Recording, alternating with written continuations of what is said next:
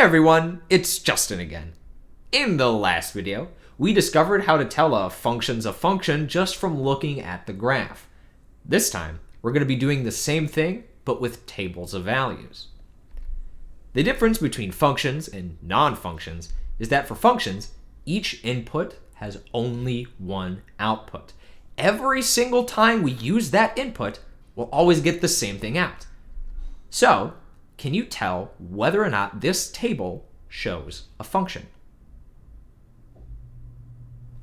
No, this is not a function because there's an input that has multiple outputs. According to this table, when you input 2, sometimes you'll get 4 and other times you get 3. If this were a function, that couldn't happen. You would always get the same output. Is this a function?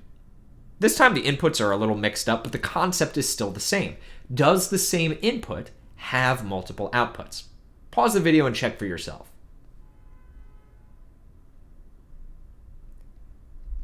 This is a function. None of the inputs are repeated. Notice that the repeated outputs don't change the fact that this is a function. Multiple inputs can happen to have the same output as long as each input is consistent. Yeah, I know this isn't a table, but a table is just an organized way of listing points. We can take all of these points and reorganize them into a table. Or we can skip the table step and just use the list of points.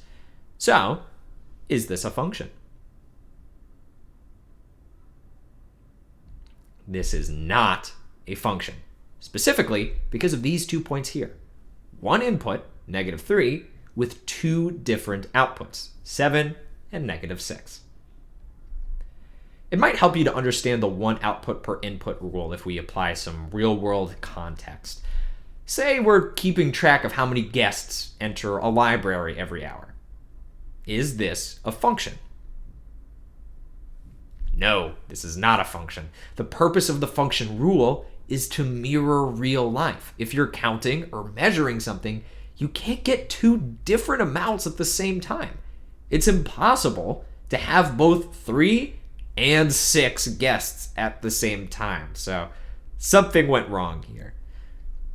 It's just as easy, if not even easier, to tell whether a table or list of points belong to a function or not.